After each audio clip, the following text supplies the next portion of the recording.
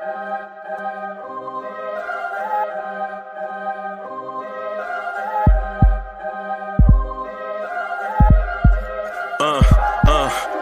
rank where the view is nothing less than phenomenal. For how I express and project from my abdominal. The only view better, both my daddy and my mama know. No living parents, my sons give me balance. My wife is my serenity, this mic is my identity. The world is foul enough, that's why I write without obscenities. Provoking danger with broken language and spoken anguish. Begging to get hurt, why would you ask to go through changes? Yes, Lord, life's a chessboard, master the angles. Control the tempo, be the one who holds the info. Acknowledge is just as deadly as machete swings. When spoken, the truth is as potent as that Medellin. While others swear the style is free, I just let it ring. Our time is undervalued, soldiers make us better kings. My fans on my shoulder, reaching after better things. Today I take the shot, for them I'd rather set the screen. My mama told me follow my dreams. My daddy told me get it by any means. Stand tall, make him bow to a king. But I've evolved, you can see the resolve. Look in my eyes when you speaking to God. Life and for those who we caught up in using what I was scarred with the muse. I guess they call it proving I'm more than an artist. Penciling out my darkest while stenciling out a harvest. And storing what gets me from A to B, just like garages. Instrumental with collages. Envision what I've been drawing. Broadway to give you rhythm like the great Lena Horne. So bent on, found comfort in the storm. Find peace and on when you see them others perform. Organized chaos, I'll cast it like hey ya. Yo, party people in the place to be. What's good? It's number one Chief Rocker, Knicks Universe, your main man, Uncle Freezy, and welcome to the premiere Knicks in the Afternoon show. Again, it's the number one Chief Rocker here to talk that talk the way that y'all like to have that talk to y'all. Salute. My man State is in the building. DSJ is in the building. Drip More is in the building. Andios was good. To die for is in the building. What's good, man? Yo, I am joined by the most polarizing person on Blowing Tears. Cowboy Bob is in the building. Cowboy Bob, salute. You ready to talk this Knicks talk the way that these Knicks fans like to have that Knicks talk to them? Good afternoon, Uncle Freezy. Good afternoon, chat. Let's get it in. I got to be the calm one today, so yeah. All right. What's good, bro? I heard you had a lot on your mind.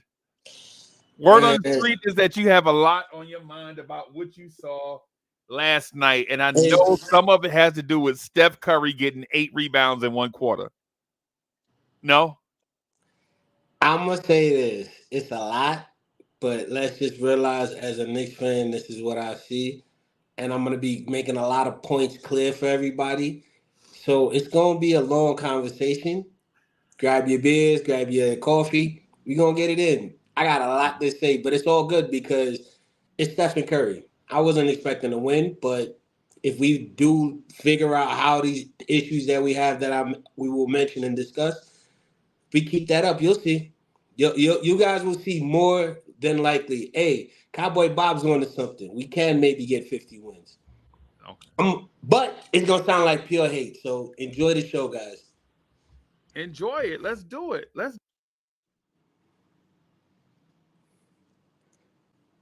I can't hear you, Unc. Nah. No escucho, Unc.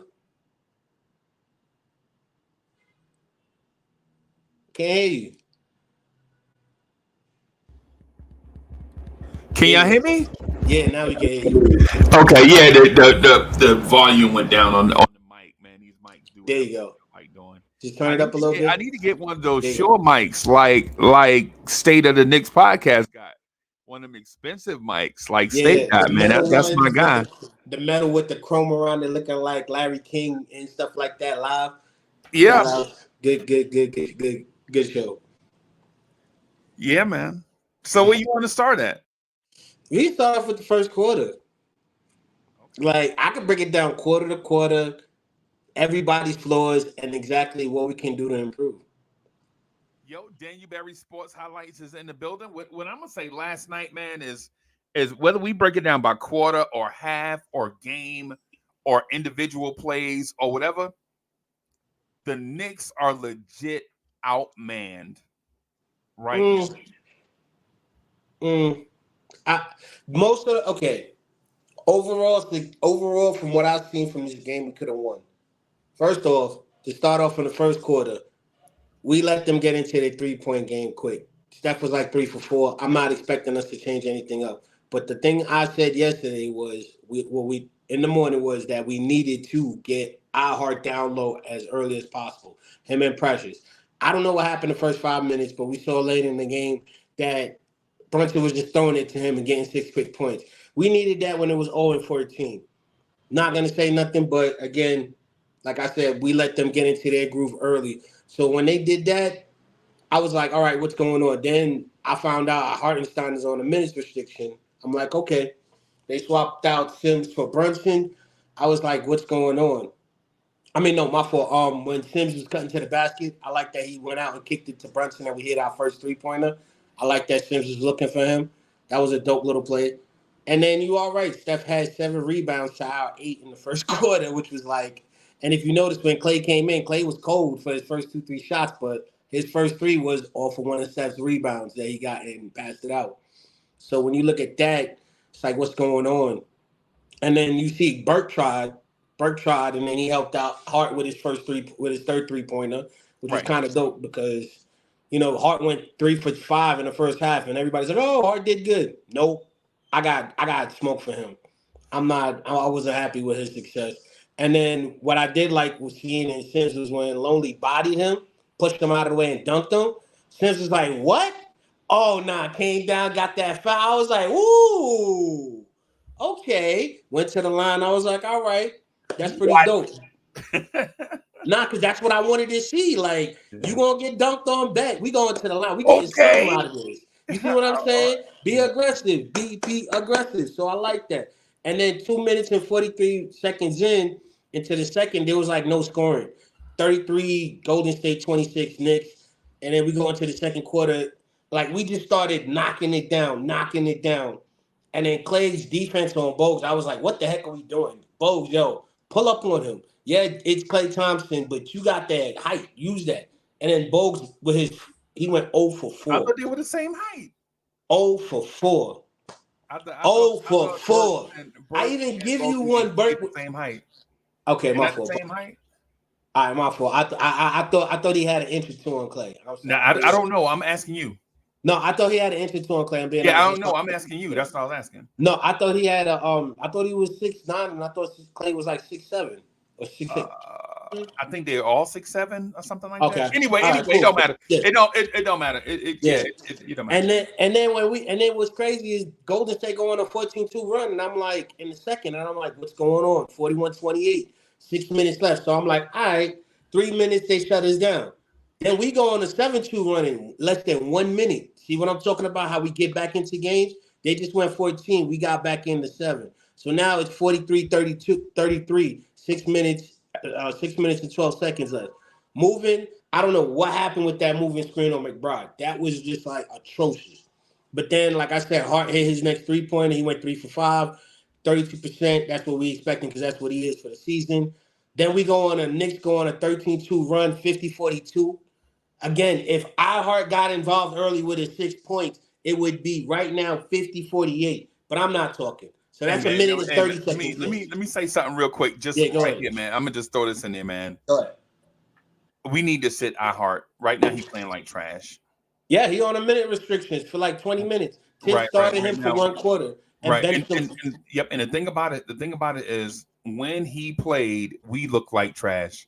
At the beginning of the game, when he started, he didn't even jump center. Precious jump center, right? Yep.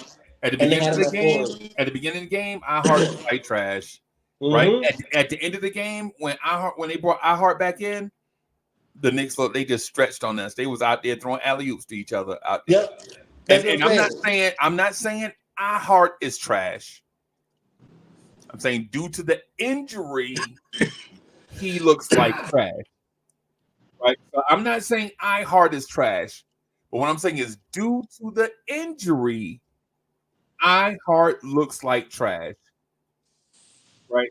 And no disrespect to Hart and Hart fans, because I know there's a ton of y'all out there, right? Listen to what I'm saying. What I'm saying is that man on a flat tire is not the same guy that is fully healthy. And I know people will say, well, of course not, blah, blah, blah. Nah, some guys, if they're not 100%, say they're 70%, they can do other stuff. Mitchell Robinson. Iheart is an energy big. And when he can't be an energy big, he's Jericho Sims.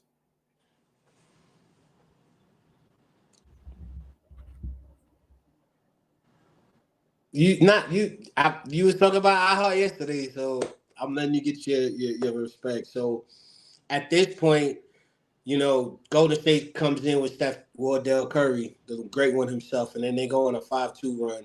Now it's 55-46 halftime. Going into the third quarter, 2 minutes and like 30 seconds in, we're down by 6, and we started missing free throws. Like we were 70% from free throws tonight. When we were speaking to Andre and we were speaking all season, we need to be at 80 for a team, which is 3 more free throws, which I'm gonna show you why that was important too as well. Then, 70-68, we went on a good run. Boom. Golden State comes back, 10-2 run. Golden State just closed out on the third, and we just couldn't do nothing with that. Now it's 80-70. 10-point lead into the fourth. McBride comes in. He has 10 points already. He does his thing. He actually gave us 14 points. He stepped up. Thank you. I appreciate that. He actually showed me something that I didn't think he was capable of doing. Then Golden State goes on a 7-4 run. We come back on a 9-0 run. Then it just started going back and forth from there. We couldn't keep up. So these runs that I was talking about earlier, that everyone's saying, oh, we got good defense. This is how we were able to keep pace with these teams. I just showed you they had a 14-point lead. We shut them down for 1 minute, and we got back into the game, cutting that lead down. And then we kept fighting and clawing. That's what we are. So for me, as an overall team, it's Stephen Curry. I like the game, but a lot of people did a lot of wrong to where we could have won. And that's when you ready to get into that, we get into that. Like, instead of giving out flowers, I'm giving out caskets. Like, it's like, yeah, we're gonna start putting these nails in, man, because oof. But yeah, you got anything on that? Because I just, I know I talk a lot. Nah, do your thing, bro. Do your thing. I know how to jump in and jump out. I'm the number one. All right, cool. So let's talk about the bad. Stephen Curry had 17 points, right? But he ended up with 31. That means we did something good to me. Because one quarter he had 17. The other one he had, he had 31. That means he had 14 points. So for me, we slowed him down in the second half. But he's still effective with the rebounds, and it's Stephen Wardell Curry. But it's funny how they only had 2 guys that had double-digit rebounds, and we only had 1. Josh Hart, 18 rebounds. Amazing. The next person next to you was Precious Achiuwa with 8. So you out-rebound the entire team by 10. You double-digit and gave us 2 more. Good work. But this is where I have a problem with you, Mr. Hart. And this is where the casket starts to come out. You were 3 for 5 at the 3-point line. You ended up the game 4 for 17. At what point do you realize that your 3-point shot wasn't working? What point were you realizing that you need to drive to the basket and be more effective? Because you were effective earlier, but you got 17 attempts. But it's okay, though, because you're not the only one that had issues. Let's talk about Dante. Dante, 2 for 12 from the 3-point. Let's talk about Hart, though. Oh, okay. Let's stick to Hart. Yeah. All right. So Hart. So the thing about Hart is I disagree with you on the thing about Hart just a little bit. So Josh Hart was 4 of 17, right? Mm-hmm. Right. I'm sorry, Josh. Yeah, Josh Hart was 4 of 17, right? Mm-hmm. I won't bash Josh Hart for being 3 of 9 from 3. But if he was 3 of 9 from 3, that means he was 1 for 8 for everything that was not a 3-pointer. Right? Against a team that didn't have a shot blocker in there. Right? Draymond Green, Trace Jackson, Davis, Trace Davis, Jackson Davis, him. Right? They had Dario Saric in, who's more of a skilled finesse rebounding big. Right. And so the fact that we couldn't get anything at the rim or going to the rim just lets me know that our offense was out of sync last night, and partially due to Brunson being smothered and DiVincenzo being off, which created odd offensive situations where it threw everyone off. Right. So shout out to Deuce McBride. I think Deuce McBride had 14 points. He was 6 of 8 with 14 points. 3 steals. Yeah. And 1 assist. Yeah. But at the same time, with Josh Hart was 4 for 17, Josh Hart also played 47 minutes. Yep. And he was the primary defender. And 18 rebounds. Yeah, and he had 18 rebounds. So he was the primary, he was the primary defender on most of Golden State's best offensive scorers. Well, DiVincenzo was on Steph, but everybody else, Josh Hart was on Clay. He was on Green. And so he was a primary defender, had a ton of rebounds, knocked down some shots early, right? And so while I understand Josh Hart had an off shooting night, it's hard to be a primary defender and a high volume rebounder at the same time and have 7 assists. So I'm giving Josh Hart a get out of whatever free card, because, you know, to have 18 rebounds off the wing, be a primary defender, and, you know what I'm saying, and have a ton of assists. I think that was kind of hard for a wing player to do. Now, if your name is Dante DiVincenzo, we won't be as kind. And Dante is my man's. Okay. Dante is my favorite Nova player, to be honest with you. That's my man's, right? But I think we got to look at what Dante did last night. Dante DiVincenzo didn't play 47 minutes. But wait, real quick. Dante played 36 minutes. Just before we close out on Hart, the only thing I was disagreeing with was him going 4 for 17. All I was saying was that 1 for 8. I expected better from that. Other than that, I totally agree with everything. Say that last part again. You said he was 1 for 8 from the field, but he was 3 for 9 from the 3-point range. That's what I was talking about. Like, I was talking about him getting more downhill. Like that 1 for 8. If he made 3-3-pointers, I was expecting him to actually make 2 or 3, you know, to the basket. That's all I'm saying. That's the only thing he had bad to me. But Josh Hart's not an offensive player. But when you get into Josh Hart's not an offensive player, bro. Exactly. But so as soon as we start talking about Josh Hart should be out here scoring like Kevin Durant or SGA, Josh Hart taking 17 shots, he should be out here scoring like Randall. I think that's when the conversation gets sideways. You gotta understand who did. There should never be a situation ever when Josh Hart is taking 17 shots. All I'm saying is make 5. All I'm saying is make 5. That's all I'm saying somebody else should have made those 5. Yep. That's right. But then when we get into Dante, 0 for 7. What if Bogey was 5 for 7? Oh, Bogey was 0 for 4 from the 3-point line, and then he just like, what were you doing? And what kind of defense does Bogey present to you? 0. Like, I was watching it last night. I was like, he's not even. You got to throw him in for a minute or two, because Bogues wasn't even doing anything. He was 0 for 4 from the 3-point. He was missing. Like, he just was. I don't know what he was doing. Actually, Burke looked somewhat decent last night. Yeah. He may not have been the scorer, but he was out there kicking out, getting people involved. Like, he was. I actually agree with what Burke did, but Bogues, what were you doing? You just look like you out of shape. But you want to go into Dante, if you get into Dante 2 for 12 from the 3-point range, 6 of 21 from the field goal. Hold on. So the same way you looked at Hart, some can say, oh, they were banging on him. Draymond Green was throwing elbows. He was getting abused down low. I'm not going to do that. No, I was going to say I'm not going to do that. Because to be honest with you, you know these guys, you know how they play, and they respect you. Now, we're the Knicks are the most physical team in the NBA. And when teams get physical with us, we can't start crying and complaining that teams are physical. Nah, come on, man. No. Good point. And then Dante, to me, I was just like, yo, what are you doing? Like, he had 7 rebounds. That was good. But then only 2 assists. He had 1 block, 1 steal. I was okay with that. But then it's like he wasn't in rhythm at all with shooting. He wasn't getting off of the dribble. I was expecting him more to get off of the screens and come off of the screens and actually shoot, or catch and shoot, rather than actually try to dribble and create.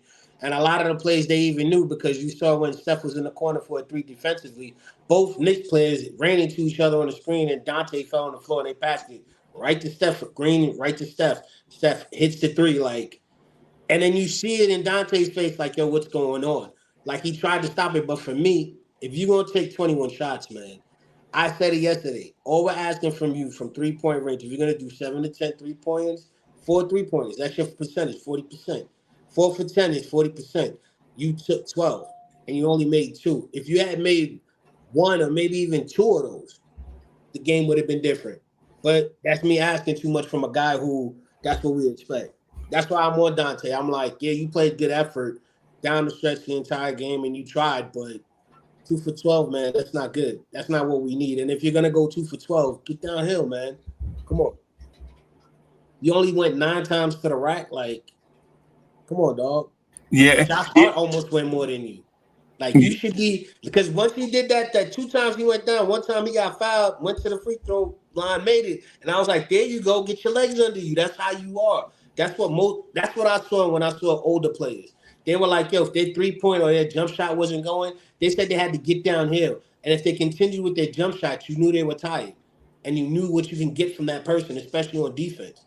So I learned that from listening to a lot of old heads. So for me, Dante, get downhill, man. You do better going downhill, especially because you going downhill, you can do your step back. You can come off of a screen and they're gonna be like, oh, he's going downhill. And you jump, yo. They showed you, they even said it last night. Stephen Curry gave you his book. Dog, just use it. Just use it. I'm not asking you to go out there and be Steph Curry. Use the knowledge he gave you. That's it. And I think right now you are the third best 3-point shooter in the league. 3rd most attempts under Steph and Luka. If you're gonna be in that realm, boy, keep your numbers up. Stay at 42%. You don't go out there and start shooting and then become some nobody next year. That's not what we need. I'm just saying, if you got the playbook, Dante, this is why I'm on you. 2 for 12 ain't cutting it. I was expecting 4 3-pointers. That's all I said. Just 4. Nope. Okay. Yeah, man. Numbers, man. I'm telling you, it's simple. Because it sounds like to me that you want more offense out of Josh Hart and Dante. No. I said that wrong. Not more offense, but better offense. Better offense. Yes. Than Dante. Because Josh Hart kept us in the game early in the first half when he went 3 for 5. He hit 2 3-pointers. He kept us with our run. So, like, that's what I'm talking about. I'm not saying you have to go, 5 for 7. I'm saying any 2 of your 3-pointers would have helped us. Okay. I don't think you can blame Tom Thibodeau for this. Oof. I feel bad for the man. Because you see him putting guys in rotations. Like, he even took out, okay, I don't know what most people, if they noticed, but when he put in McBride, Golden State had a 4-0 lead. And then after they put in McBride, then it went up to 9. Then I think they switched out McBride for Hartenstein. And then after they put Hartenstein in, it went up to 14. And I'm like, what is going on? So that's twice with 2 different rotations. He tried to switch up the defense by giving us McBride. They went on a 5-point run. Then he switches them out and gives us a bigger guy for a couple of minutes to try to at least use the size advantage. And then they still score 5 points. So it's like these little knick-knack things that Tiz is doing behind the scene, nobody looks at. And then at some point, you can't even blame the players because we know we're outmatched. So I agree with you with that Tibbs thing. That's just one point that I like to say that most people don't notice. They'll say Tibbs didn't do the rotation at the right time. He wasn't coming back. I told y'all some of the runs we were doing. I'm not saying that. I don't think you can blame Tibbs. Yeah, I don't think you can blame Tibbs for anything. And he just shorthanded, bro. Ivory 10 is in the building. Hit him up. Salute. This is in the building. Kevin Turner, what's happening? Soul Fingers in the building. Yeah, man. Ivory 10 says we're hurt. We just don't have the horses right now, and DiVincenzo needs to stop gunning.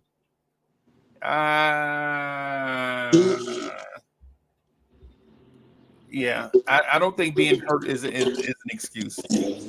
I mean, well, being hurt is an excuse, right? But I don't think being hurt should mean you stop trying to improve.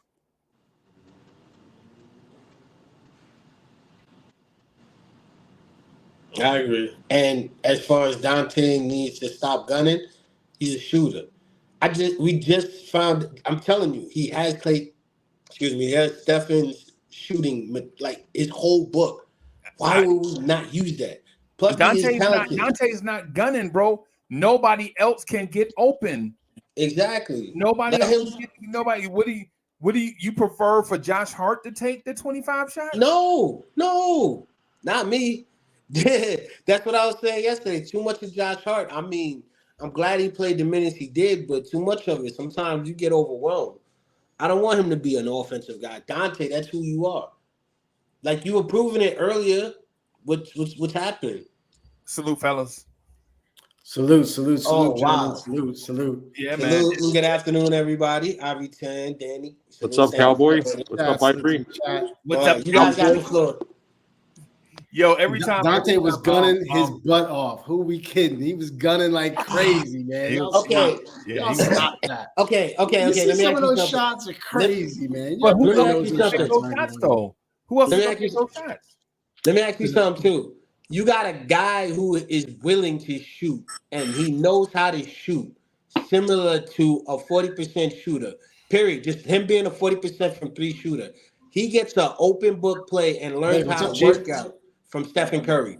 Yo, and we're not going to use that knowledge. This meeting, Mandel is not going to make it, but I think he just wants to. Play it by ear as well. It's not about a presentation. It's about finding out what he has going on. And you talking to us or you talking to somebody else? I'm gonna just mute right quick because he's doing two things at once. Go ahead, bro. Oh no, I was just saying that let him shoot, but be more efficient, man. You got, like I said, 12 shots. You should be knocking down 4 or 5, man. You Dante DiVincenzo, the riverboat gambler. Take them chances, boy. Know when to fold. I believe in some permission to speak. Hey, you didn't even say hello, bro. What's happening? Hello, guys. Salute, yeah, you say what's up, man. Everybody, you say salute to Cowboy Bob with that, man. Salute what's good, Bob, man? salute Breezy, salute Danny, salute Ivory. Anyway, at this point, this team has lost 8 out of 11 because of the injuries, and we're playing scared. We're playing like there is a tomorrow. You need to play it like this. Like what? Like what? Like what? Like what are you talking about? I was going to say, there is no tomorrow. That's you crazy, man. That was yeah. I mean, honestly, but I think I agree with him though. I think you have to play it like there is no tomorrow. Basically, you have to play it with a sense of urgency. Like you either have to make a roster move or something, or you have to adjust your scheme or something, because the mere fact that we're waiting for injury guys to come back in order to assume that we'll be scorching hot like we were in January, to me, is misguided. And I think Mets is probably in the same boat. For us to assume that once we get healthy, that we'll play like we played in January, to me, I think is misguided. Soulfinger's in the building. Soulfinger, what's good, bro? What's happening, Freeze? What's happening, fellas? What's going down, chat? I don't think there is a salute, Soulfinger, salute. I think like in Rocky 3, where Rocky's been so after Rocky loses the title to Clubber, he's so out of whack. Even when Apollo takes him to LA to start from scratch, he's not doing anything because he's terrified, because he's flat out spooked. And Apollo basically tells it to his face. Yeah, basically, Clubber Lang told Rocky he had become the guy that when Rocky started fighting, he hated. Because you remember how Rocky was the underdog and Apollo Creed was the guy wearing all the nice suits and all the press conferences and stuff. By the time Rocky 3 rolled around, Rocky was acting as if he was Apollo Creed. All the fancy suits and all the fine dinners and all that stuff. And a young, aggressive guy, Clubber Lang, was talking to him like Rocky spoke to Apollo. But anyways, the point that coach is in the building. What's good? Yeah, my thing is with these guys is this, right? The other Clearly, the Knicks are shorthanded, right? You don't want Dante taking 20 plus shots. You don't want Josh Hart taking 16, 17, 18 shots. You don't want that on a nightly basis. But at this point, you don't have anybody else stepping up taking those shots. And you especially don't want to go out with a 7-man rotation like we did against New Orleans when we could have used Charlie Brown Jr. and Jacob Toppin, but Tibbs was too stubborn to even bother giving those two a chance. It just doesn't matter what we do. It doesn't matter what we do, and I don't think it's a goal all holes barred type situation, because that might mean playing Brunson even more or playing this one harder and even more. I mean, we got guys out there playing 47 minutes. Right? 47 minutes, bro. So there's just nothing we can do. We're just not good enough without our best players, like most teams. Like most teams, that's just what it is. Are there some things we could do? Maybe a quick change here and there, maybe. But I'm thinking the coach doesn't want to make too many changes because he doesn't want someone to think that they should be doing something that he's not going to want them to do later. I mean, I don't know. But I don't even know what there is to really do. I just don't think we got the horses. We're just not good enough right now. That's the truth. We're not. I gotta agree with Ivory 10 on that. I mean, when you asking you basically asking you got a one-legged man in an ass kicking contest to go in there and think he's gonna kick some ass. It ain't happening. But now y'all see why Unc said yesterday why when the healthy players come back, they need to start immediately, because these guys that you are now seeing that are being stretched out are now being worked in, and we can't hold the line like we thought we could. And to bring up another point, I still don't understand why we didn't try to get somebody off the waiver wire. Somebody like we should sign Mook Morris.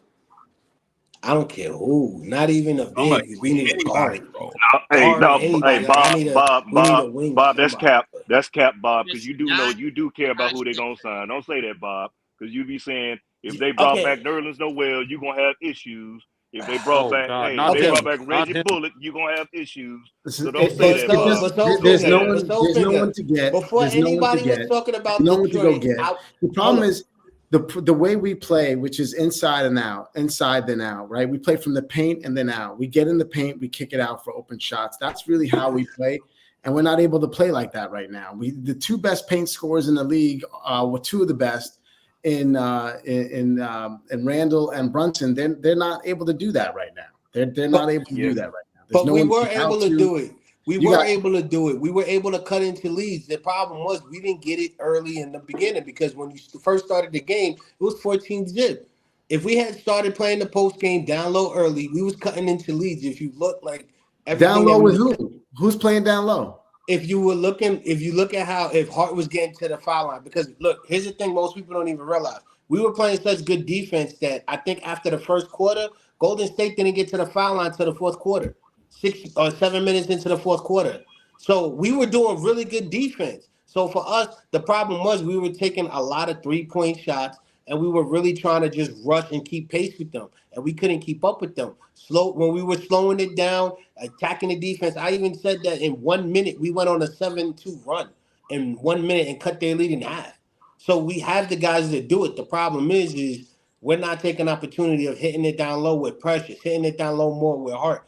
I'm sorry, even Unc's right. We shouldn't be expecting Hart to be doing more, but you can't get it. Those dudes are not post scorers. They're not gonna do it. So that's why I'm asking Bert. What happened to Bert's 20? They ain't gonna do nothing. Yeah, but what happens to Bert's 20 points? We're all perimeter right now. because we don't have that dude who can get it done in the paint. The problem is our playmaker substitute, i.e. Burks, is atrocious. What was He's the point trash. of bringing, Garbage. what was the point of bringing him back? We had just gone Boggy and kept Flynn. That would have been fine. But no, we had to get rid of Flynn, who was a much more productive, who I think would have fit the part better, to get a relic like Burks, who works, twerks, and basically plays like a jerk. Exactly. Mets is mixing in a little Muhammad Ali rhyme in there and everything. That's it. Oh yeah. All I was saying was it just doesn't matter, fellas. It does matter. You can get it done in small spurts, right? It's the pros; they're all pros, but you can't. I mean, think about that. You got Hart starting with iHeart, and you got Precious Achua. Who's making a jump shot in that out of that three? You don't need to be making jump shots. Listen to what coupled we did. with the fact that yet again, and this is something that really ticks me off with the lineup configuration.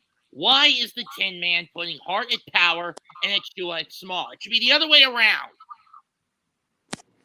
I was gonna say, regardless of how bad we played and how we lost, look at the third quarter. We were only down by 10, and these guys had Kuminga who was scoring. They only had 2 guys in double digits. These guys were they have 1 guy in double digits for rebounds. These guys were playing as a team, and that's how we lost. How do we win? We win as a team, and every time they were up, we were coming back and fighting. Whether we were off with our 3-pointers, our second chance attempts, and we were getting to the line. Again, like I said, we got some decent role players. We got decent role players. But we're not, we stopped Golden State. At the end of the day, it's 110. We prevented a team like Golden State only scoring 110. To me, that's like. Go ahead, Bob. I just couldn't you finish. I want to add. No, I'm just saying, like, we got to look at the bigger picture. You guys say we're undermanned, we're undersized, but we still putting up a good enough effort to where third quarter 80-70 against Golden State. Like, so we got this. It's just certain things we got to fix. Okay, in the beginning. Hey, hold on real quick. Hold on real quick, man. I just had a question for him. In the beginning, because I came in. Did you mention how many shots we missed in the beginning of the game when it was going back and forth? Because they were throwing up. And we couldn't.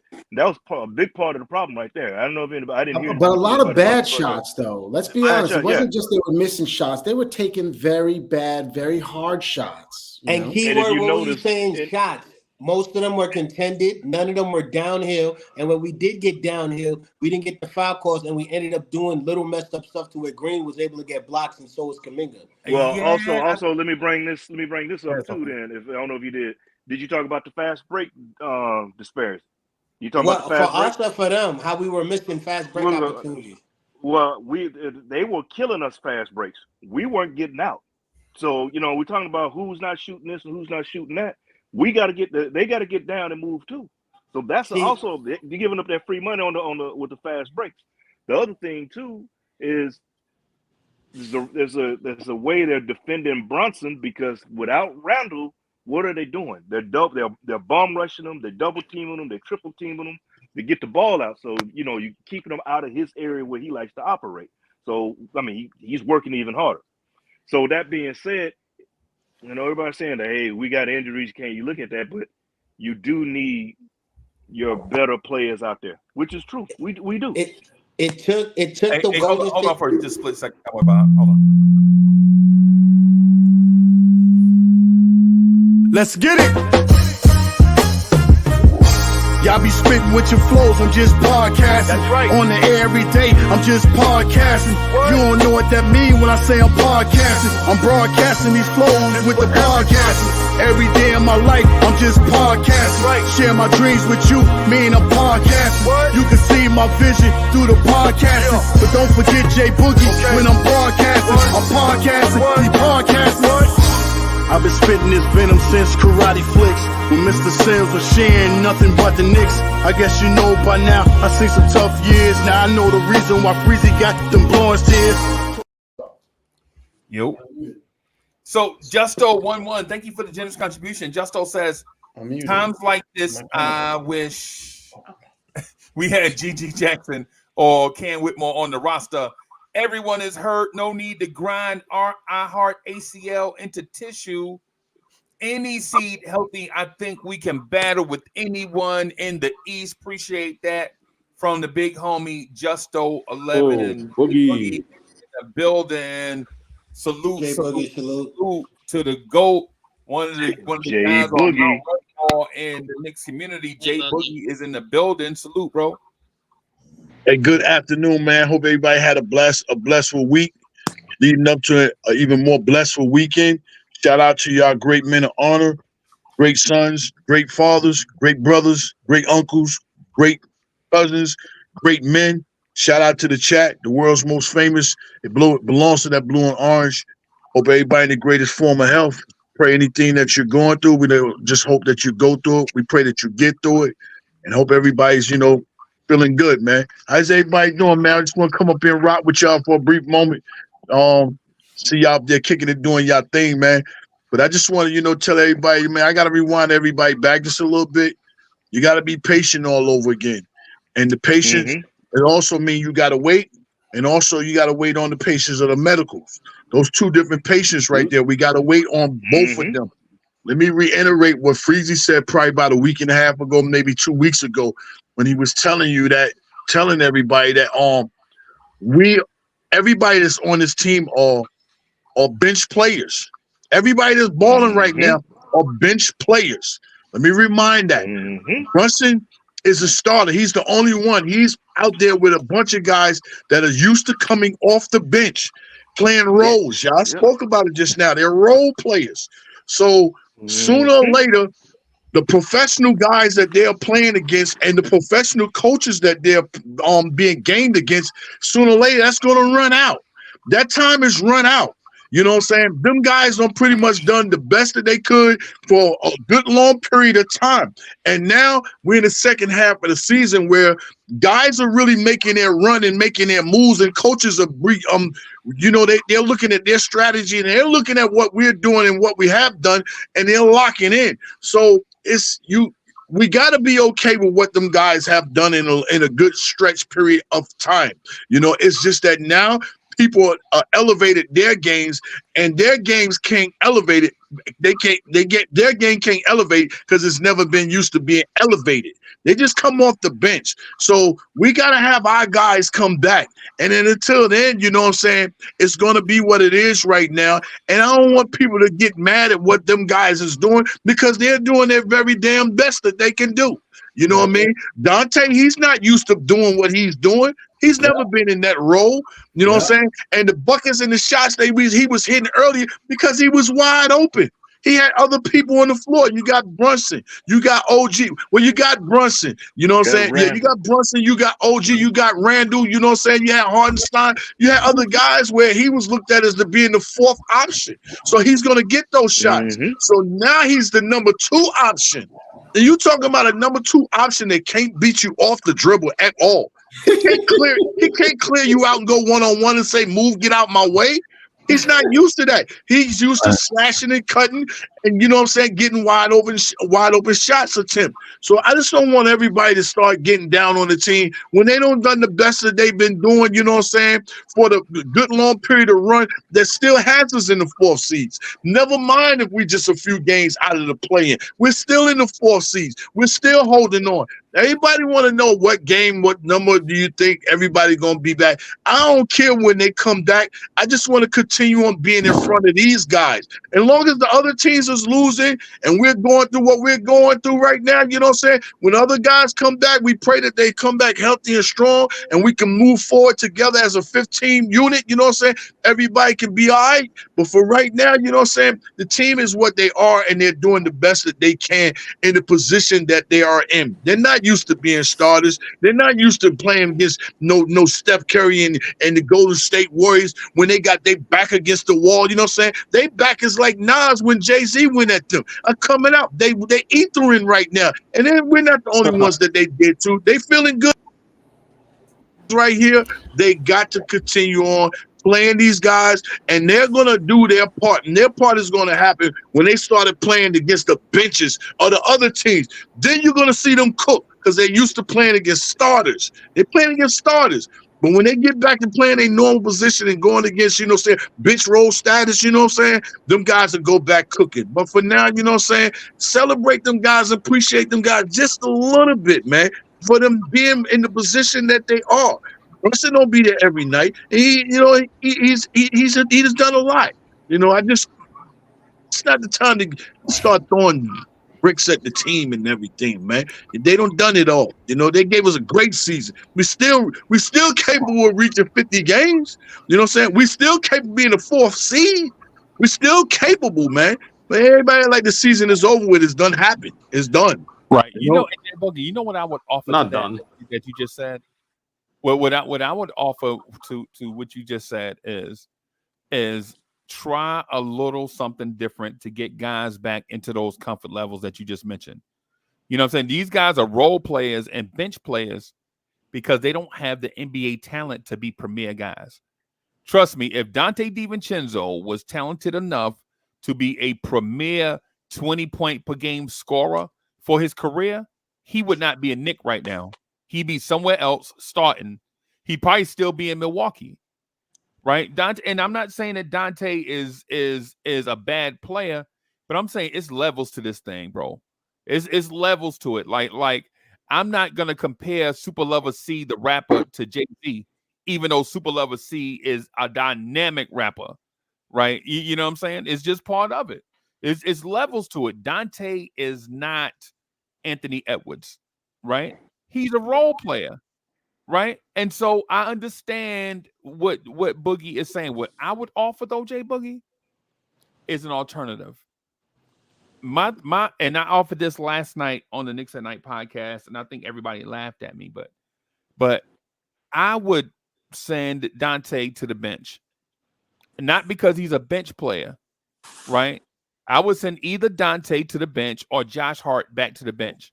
One of them, because you can't start. Think about who you're starting, and then think about what your offense looks like.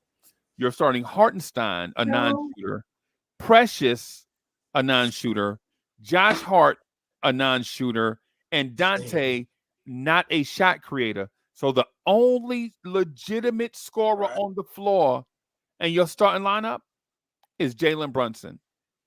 And when the defense knows that, they're going to blitz and get the ball out of Jalen Brunson's hands and force those Josh Hart pump fakes at the free throw, at the 3-point line. Josh Hart pump faking and going to the rim, throwing up crazy shots. My suggestion is sitting DiVincenzo or Burks or Hart and starting Burks. Right? Burks? And the reason why I say start Burks is because clearly he's not comfortable coming off the bench with this unit yet. Clearly. You see it every night. He's out there trying to figure out something.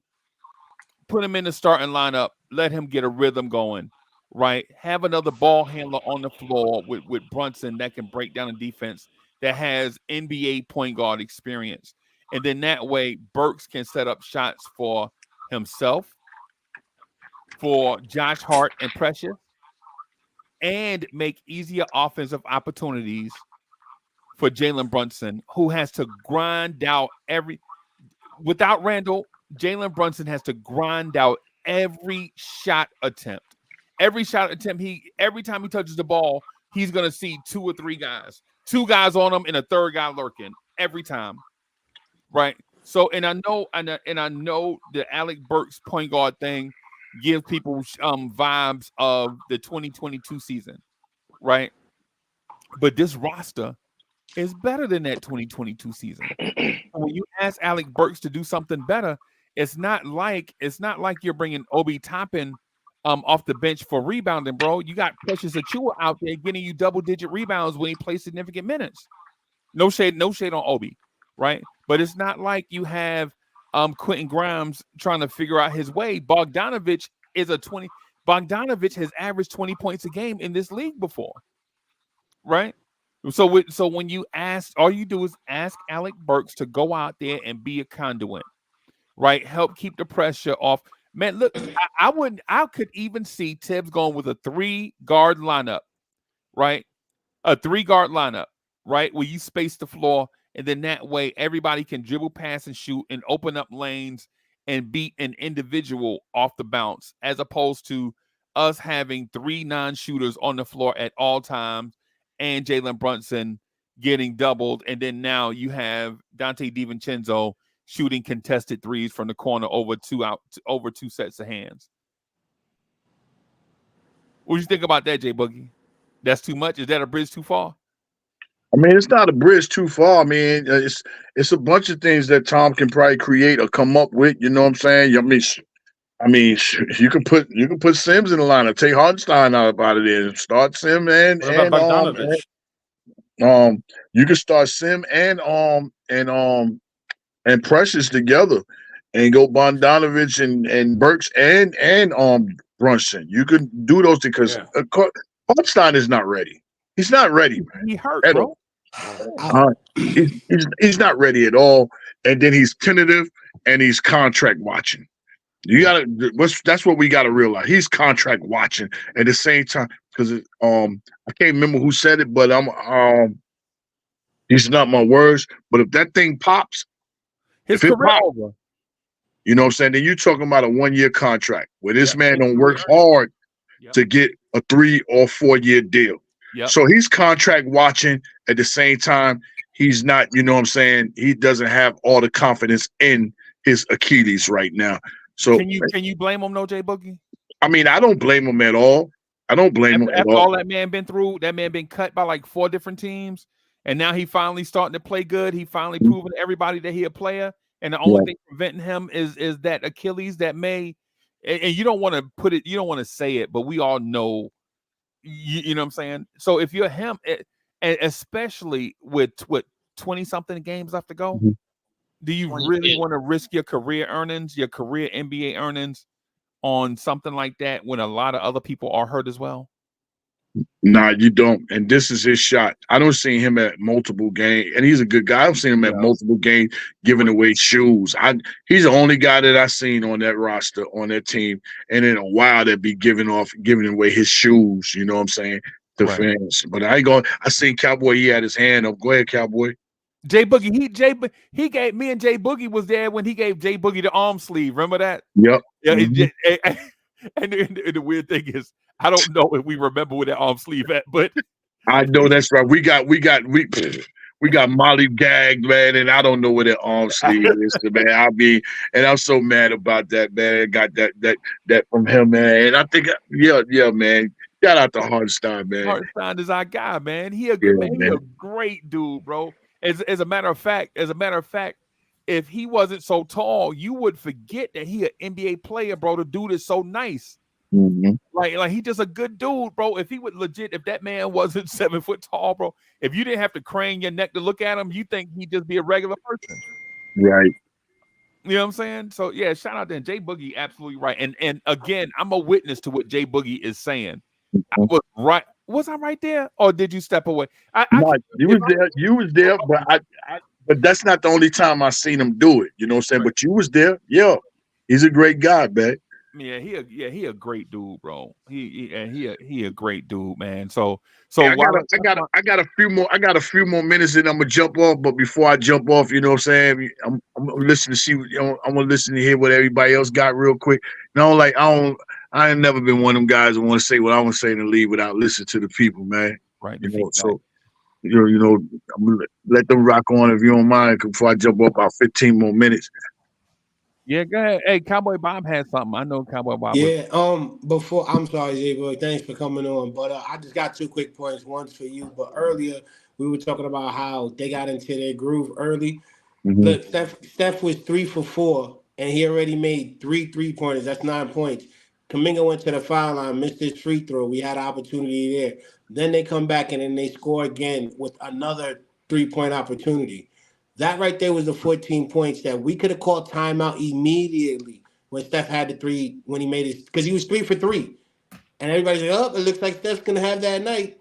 That was a time to call a timeout. Mm-hmm. Or that was a time to use the down low game. But to talk about Unk's point with taking Dante, What down low game you keep referring to? What down low game? Yeah, I want to know That's who you what I'm talking about. Those saying. play down What low. are we talking about here? We don't have a post He player. sound like R. Kelly down low. What down low game you talking about, bro? I mean, and if you talking about Hart, I'm done. I'm done. I won't talk about the down low no more. You just you caught me on it. You brought We me ain't back. got no Gotta Elijah keep Wan. We it don't on have an there. Elijah Wan, bro. We don't. Yeah, Right. you know, Right. we don't. All right. Hey, Listen, but to Unc's point, we have to come to the realization that it is what it is right now. That's just it. You know, we're not going to be as good until we have our horses. And listen, I like the fact that we have other guys stepping up, doing things that they would normally do, but you know, we do see their limitations now. I think at some point we were like, well, how good can this one be? How good can that one? Well, I think we know. I think we found out that listen, we still need talent. We need our dudes back. Right. And then even then we might not be done. We might not be a perfect, puzzle at that point. But there's nothing we can do right now. Let's just make the best of it, enjoy the entertainment, and that's it. There is no that we can. The Knicks cannot play Knicks basketball right now without having having another guy who they can count on to distribute and get shots. That's let me ask you, let me get direct to the point though. I was gonna say what you're saying. What you're saying is at least in my ears, you're saying we're at a point now where all we can do is wait on the guys to come back healthy. That's what I'm hearing, right? When they come back healthy in 7 games, so 7 more games like this will be played, and then there will be 15 games left, right? With those guys returning from injury, right? So you're telling me that, and Knicks fans, that in those 15 games, the Knicks will establish themselves as the team that we thought they would be when everybody is healthy. That's what you're telling me. No, but I do think we got some scrub games mixed in there somewhere, don't we? Within those next 9, you said within these next 7 or 8, right? The first 7 or 8. So if we can go 500 in those games, then yeah, I'm willing to lean on what we could do those last 15. You know, I think we can win 9 out of those last 15 if we have a full squad. Will we have a full squad? Maybe not. Maybe not. I'm not even counting on that. I'm not counting on all of these guys coming back healthy. Let's be honest. I mean, we would have to get very lucky for that to happen.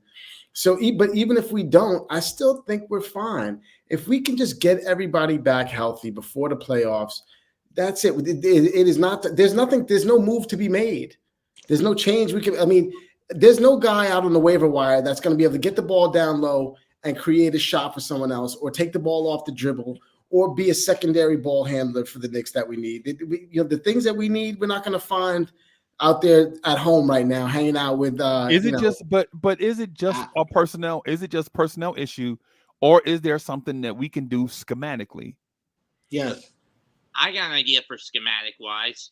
I'm not a coach, so I can only rely on those dudes getting paid to do it. I think they know the personnel better than anyone. We're also dealing with Tibbs, who let's be honest, he's made a lot of changes. He's been trying a lot of things that a lot of us would have probably said that he would never do, but he's found a way to do it. Maybe he's had no choice but to do it because, when you got both your centers hurt, you don't have a choice but to get creative. But, right. I don't think we can kind of make our move around being, an average team without our studs. There's no move to be made that's going to make us a good team right now. I don't believe is going to happen without our good players. So do you make all these kind of, adjustments only to then have to make them try and go back to what they were once we get our guys? Or do you stay solid and you keep the boat afloat while they're away, you keep people in their roles, understanding what they need to do. And then when the guys come back, it'll be more seamless. I don't know. But the injured players would never have played in those changes. Remember, the injured players are out. So they would never have played in those schematic changes that we mentioned because they're out due to injury. So when those injured players come back, they come back to a system that they're comfortable with because you go back to that system. Right, but I'm saying the guys that are playing in that unusual schematic, the guys that you're asking now to say, hey, DiVincenzo, take that fadeaway 37-footer. Yeah, do that. I don't think we want him doing that when everybody comes back. He's doing that now, though, bro. He's doing it now, and I don't like it. And it ain't working. That's what I'm saying. It ain't working right now. So Matt wanted to jump in and say something. I'm sorry, Cowboy. Here's my idea for the schematic. 1, you stop playing Hart at the 4 and let Achua play that spot and put Hart back at the 3. Or 2, you put Hart on the bench and let Bogey play 3 and put Achua at the 4 where he belongs for now. Because I'm getting fed up with this whole illogical decision of playing the short guy at power forward. Yeah, but listen, we can't deny what Hart is bringing to this team. Like, look, he's the only dude that's really been consistently impactful. You know, I'm not saying he puts up numbers, but he's been consistently impactful. You know, and he's not playing with anybody. I like the idea of adding a little bit more scoring with Bogey, you know, playing at the 4 over Achua. I think you have to, or you know what? If Hart is going to be this ineffective, then put Achua back at center and maybe you put Bogues back at power forward, because we need that scoring right now. We need another option. Maybe that's the tweak I could see happening, but I don't think it'll be anything else. Yeah, Bogey's not a power forward, bro. Yeah, well, you know. That's why I'm saying Bogey's not a power forward. He's a wing. And Achua is not a center, but you know we'll try. Well, I mean, but Achua can at least play. But Bogey is more of a 2/3 wing scorer that's not going to defend. He's not, man. If you think, bro, can you imagine Bogdanovich guarding Jonathan Kuminga last night? No, it would have been a problem. It would have been a problem. You saw that happen one time on the post up. Who he's guarding? He was guarding. It's going to be a problem for him no matter who he's guarding. So I was going to say systematically, the best way, even Unc said it earlier, systematically, I put both of them on the bench. I'd have Hart come off the bench along with Dante. They've been doing a lot, and they do need the rest. So who's starting? I would start Brunson. I would start Burke. I put Brogues there, and then I try Sims and Precious. See how that works out. If Hart's playing, that's a nasty defense up top. Wait, hold on. Hey, Breezy, I'm gonna jump off, y'all. I'm gonna jump off. man. Y'all brothers have a great weekend, man. Be easy, Boogie. No doubt, soldier. But you even agreed earlier that Tibbs is making adjustments that he normally wouldn't make, and you said you're impressed with what he's doing. So why not go ahead and do that? And then now what I'm saying is you have Hart and Dante coming off the bench. We could actually work something with that because now McBride can actually feed off of that as well. You haven't seen work them back. I'm not saying they lose their minutes. I'm just saying for 3 minutes, start it that way, 2 minutes, see what it's like. Because again, we lose our games with this team within the first 2 to 4 minutes of every first quarter or the third quarter. That's when we start losing games. So if we can lock in for 2 minutes with a new system to where our old system, which is defense and slowing people down. And it's funny how they had 53 rebounds out 56, but we can still do our thing. Well, the reason why both teams had a lot of rebounds missed shots is because both teams had a lot of missed shots. 31%. Right. They were 31% from the field goal, 44 from 3. Golden State. And it was vice versa. Oh, it was vice versa? My fault. Yeah. It's just crazy. Yeah, 44% from the floor and 31% from 3. There you go. But they didn't even raise that to that point though, what the Cowboy Bob is saying. They didn't really raise that field goal percentage to 44 till late in the game when basically both teams knew it was over. Yep. I think Golden State was basically shooting about 39-40% from the floor. And they had like that 20-point run on us. You know, we at no time during that game did you say, yeah, the Knicks are probably gonna win, right? I mean, it looked bad the whole time. I mean, you know what you were seeing was not a good team. You know, we were a scrappy team. We were hustling out there, but we're not a good team right now. There's no one that's gonna be fooled by that. So here's the deal. There's no changes. You're talking about putting Dante DiVincenzo on the bench. As much as I'm going to sit here and say he was gunning, you can't put Burks in that spot. Burks has shown you absolutely nothing to say that he should be starting. I mean, nothing. If anything should start, it should be Deuce. You can do that too. But to make your point, we're talking about, like you said earlier, a 7-game stretch. Try to hold it down. I'm not saying we're using it the whole entire period. I'm saying throw something out there, see what's out, and set up from there because we see how good we do with our adjustments like we did last night. And no matter what you say, I believed in the third quarter, we still had a chance. 80-70, and come on, you mean to tell me we're that close with these guys? Golden State, has Steph, has Kuminga was just going off on us. They only had They're two the players hottest. in They're the double hottest digits. team in basketball right now. Though. Exactly, and we were only down by 10 in the third quarter. Like at the end of the third quarter, that to me is like, yo, we're doing it with these guys that are not healthy. These guys are showing us something that we can build off of, especially when we get to the playoffs. So why not mix it up early to where, like I said, there's always 2 minutes in the first or 2 minutes in the third. Within a 2 to 4 minute period of those time periods, we always end up losing.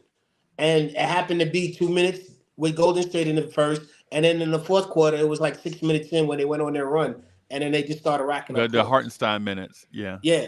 So like, if we had those two key stops, we still in games with these bad guys. Come on, and these are Listen, backups you we're can talking put about. Dante on the bench. You can bring back. I don't care who you bring back. It doesn't make a difference versus a Cleveland team that we're going to play next, unless we're more healthy. That's all to it. You know, we had the best scoring team up by 10 in the third. You think we worried about Cleveland with this team? Listen, if you're not worried about Cleveland, you're not really paying attention, man. I mean, these guys are balling right now. That's the problem with Cowboy Bob Ivory. Sometimes he doesn't see the forest for the trees. Well, listen, I'm not saying we lose that game. I'm not saying we can't win that game. I'm just saying there's no reason to go making like drastic change. We are what we are. It's okay. We are what we are. You know, that's just it. There's no change to be made. There's no guy to find. There's no chemistry. There's no mixing of lineups potentially. I think we just are what we are.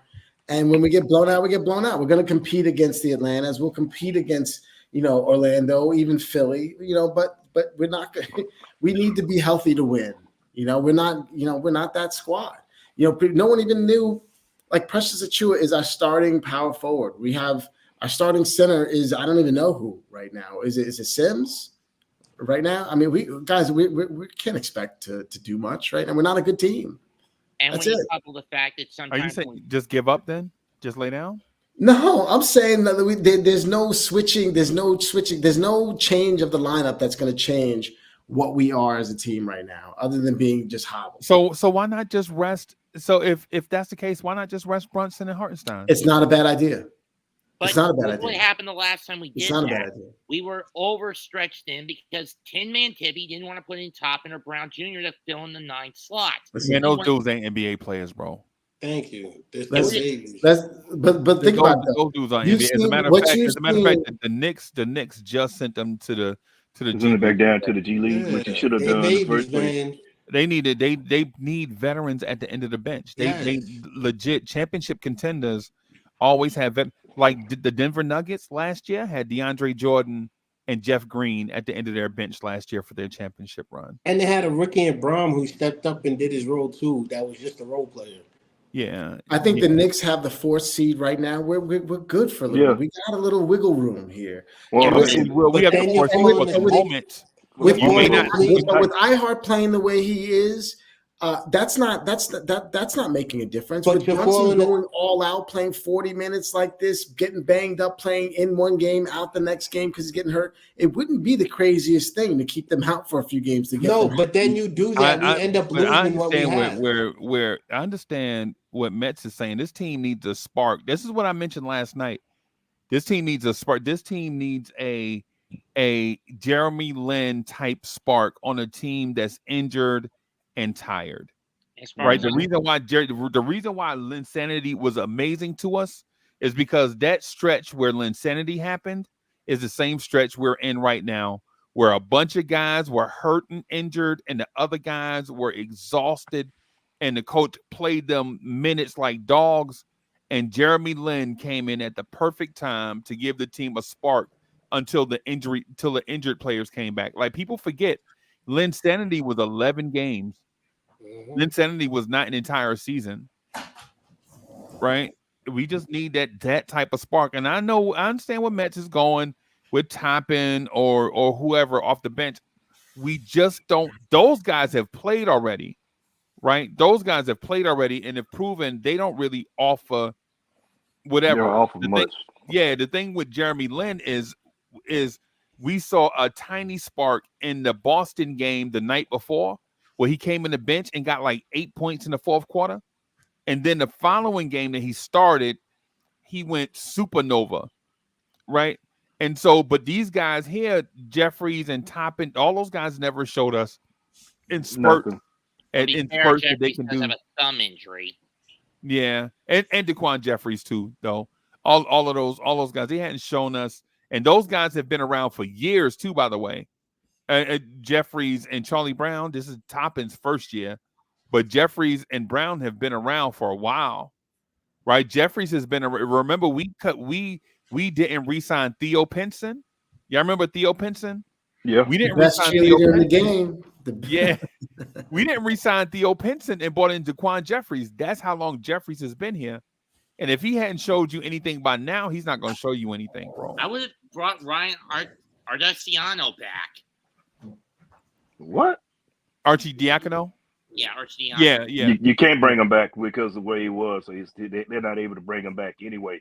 And then the other thing is, why would you even bring him and have him sitting on the bench? Every time he got on the floor, he has yet to score. Every game he's been in, he has yet to score. He's the only player in the league right now that actually sits on the floor that has yet to have to score. You know, you got other guys that have been bought out that are sitting out there. You see cats putting it in the chat, like, you know, players that could possibly help. Corey Joseph, Patty Mills, Robin Lopez. You have, Boogie Cousins is out there, even though he's probably been blackballed. Something, spit at him or something. But again, we're at the mercy of the injuries, and it's not to say we're not going to win a game, because the sun will shine on a dog's backside every now and again. And cats have been putting in the chat. You got teams that are worse than us, they're in a situation than us, and they beat teams they're not supposed to beat. You could go out, it can happen. Does it happen often? No, but it can still happen. The team played hard last night. It's just that, again, we didn't have the horses. They got out to the fast start they had. You're asking cats to do things that they normally don't do. Again, Dante was looking real good when you had looking even better when you had OG and Randall on the floor, because they're getting all the attention. But now that he had to step up to his position, move up and scoring to become the number 2 scorer, and he was doing it. Now they was like, okay, now we need to shut this down. But the best way to affect us is you take out the number 1 gun. So what they do, they're double teaming, they triple teaming, they blitzing Brunson. Dante, they're running him off the line or doing whatever else they got to do, besides, giving him elbows and knees or whatever else. So, you have to grin and bear it and fight through it the best way you can. That's all you can do for right now. Yep. Why hasn't our tin soldier of a coach not adapted to this yet? He knows what's going on, and yet he's basically turning a blind eye to it. Or if he does know what's going on, he's doing it too little too late to adapt to the situation at hand. I think Dre is right. I think you can't have a starting lineup with Hart, Precious Achua, Hart, and nobody else who can make a shot. I mean, that's it. I mean, if you only have Dante DiVincenzo who can make a move with the ball other than Brunson, and no one really trusts him going to the hoop with the ball if there's any kind of defense. No one really trusts that. So we're missing some very, very important pieces. And we're not a dangerous team unless we have our guys. That's what it comes down to. I'm confused. Like, to me, we worried about the next 7 or 8 games. We need to figure something out. But everyone's okay with just waiting. Like, so what if he mixes up the rotation? So it doesn't matter. These are 7 games that everyone's already ready to overlook just to get our guys back. Why not give it a shot? You've already said earlier in the year that you guys have agreed with some of his adjustments, whether he was forced with it or not. Just let the man coach. I'm not expecting to come out of this next 8 games 500%. I wouldn't mind coming out like probably 3 or 4. Whatever it is out of the next 7 games. Because you know what? If we get those 3 wins and everybody comes back and our healthy players come back and play, then we can just click in and expect, then we can talk that. But for me, the next 7-game stretch, if you guys are just waiting till our guys get back, then let Tibbs do what he do. Let him make whatever adjustments he wants. You guys says it doesn't work. Hey, who cares? You guys are already willing to overlook these next 7 or 8 games. Regardless of his adjustments, you guys will never give him credit. But Just like how I told y'all. what teams are we gonna beat in the next 7? You got Cleveland, Atlanta, Orlando, Philly, Portland, Sacramento, Golden State. You know, that's 8 games. What Denver after that? What teams are you thinking the Knicks are gonna beat? With the way that we looked against Golden State last night. Atlanta, Cleveland, Atlanta, Orlando, Philly twice, Portland, Sacramento, Golden State. I could see 1 game from Philly. I could see. You said Portland? Yes. Portland, yeah. Portland, and I can see. What was the other one? I don't think Orlando. So wait, you think that we can beat Portland, especially the way we looked against Detroit? Yeah. Okay. All right. I'm saying there's 3 games I see that we could win out of that. Okay. So those are 2, and then Atlanta. Cleveland, not Cleveland because Michigan came back. Atlanta, yeah. So those are the 3. Those are the 3 out of the 7. Atlanta, yeah, that'll be the 3rd team. But that's what I'm saying. I'm not expecting Philly, Portland is what you're thinking. Yeah, I'm not sitting here saying, "Oh, we need to go 500 and win an extra game against Philly or win Cleveland." No, I'm okay with that because those games, if we held it down to that, that contributes to our wins. And when our guys come back, the game changes. The guys are playing less, and these guys are going to be more fit into a different style. Because when OG comes back, that's 16 points plus defense coming back. A lot of these games we're losing by 14, 13 points. And with bad defense, with stretches. So when he comes back, or if Randall comes back, that's 24 points. So most of these losses, when one of those 2 come back, can allocate to where we can get wins. But if we're just worrying about these 7 games or 8 games, those are the 3 teams I see we can win. I still say we need enough sensu beans to be an army for this team just to get through. And then post March 20, when we think Randall and OG Anunoby will be back, our first game is Denver. So we play Denver, Brooklyn, Detroit, Toronto, San Antonio, Brooklyn, OKC, and yeah. Brooklyn, so we may Detroit, San Antonio looks hard. Toronto. We may encounter a winnable stretch there once those guys get back. If indeed all those guys are coming back and they're not rusty. Well, they're gonna have rust. I don't see them. They're gonna come out playing like they did before the injury. They gotta get themselves, get acclimated again. So they're gonna be rusty. Time is gonna be off. Anybody that played ball, you hadn't played in a while, your time is gonna be off. Just got to give that time. So don't look like I said before. It's not like NBA 2K player gets injured and then he comes back in the game and then you can go back to dropping 30, 40 with the one player. It doesn't work like that. No, don't worry. That's not real life, bro. Yeah. But it'll be good to see him on the floor. The presence on the floor will make a difference. But, don't go expecting they're healthy, they can play, and they're going to go in dropping. Randall's going to come back in his first game back. He's going to come in, gangbusters dropping 30. It may not happen like that. Remember how he started off slow this season with the ankle? He had to work into it. Yeah. And he looked bad, bro, coming back off that injury. Mm-hmm. Everybody was ready to run him out of town. Ivory 10 was ready to run him out of town. Man, that's not true. I'm joking. We should throw you under the bus quick, boy. You gotta be paying attention. I'm joking, man. I'm joking. But yeah, man. So what I will say though is to what Soulfinger is saying is I agree.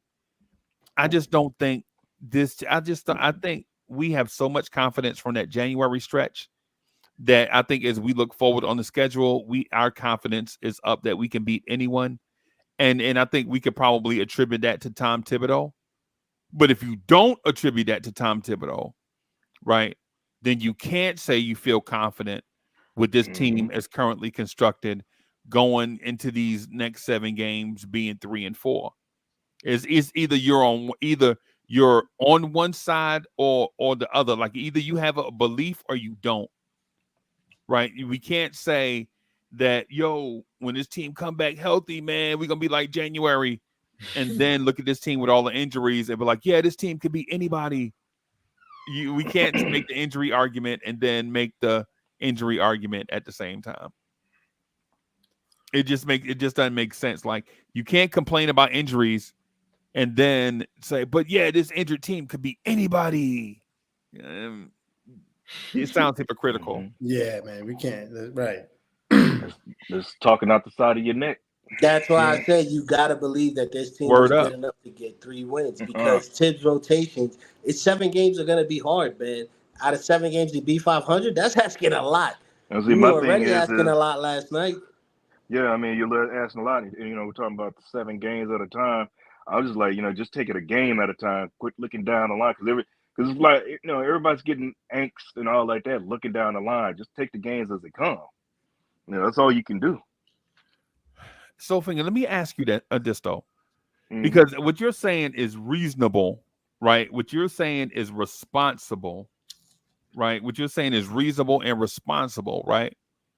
Mm-hmm. But I'm speaking from a sense of a fan that felt like this was our year. This was our year that we finally put everything together to get over the hump, and injuries robbed us of our dream. Right? Again. And you're right. After all the things that we've been through, we finally had a great front office, a great coaching staff, a great roster, a great schedule. You know what I'm saying? A great team chemistry, all these different things, right? All these different things. And then now we're at a position where, regardless what we did, it seems like the franchise may have a hex on it or something. Right? Where you finally get the stars to align, and then the things don't happen the way that you plan it. And I'm being asked to be reasonable, like, hey, yeah, man, the injuries happened. Maybe we should just wait until everybody comes back. It's like deferring your dream, right? Like you have this dream that you've been dreaming for a long time, and now you have to defer that dream because something unexpected happened. I was never actually able to realize the Knicks' dream of a champion. I mean, of course, we all dream about it, but I never really thought it would come true. I mean, it's been too long. Yeah, you're right about that. But I pretend that's why it's called the dream and not called reality. That's right. I mean, that's right. to be honest, the way you put it, Freeze, but the beginning of the season, I didn't have high expectations because I was looking at the lineup and the roster. I was like, man, we ain't gonna be doing too much. We'll win games, probably get into the playoffs, but I'm not expecting anything because the way the team looked at the time. I didn't jump on till after the trade. We made the moves on the trade, and I was like, now you talking. Now we cooking. Now you cooking with some Crisco now. Let's make it happen. But with the injuries, this is setback and this disappointment. And my thing is, I can't control the injuries, so I'm just got to roll with what I got to go with right now. And you work around the way you have to work it.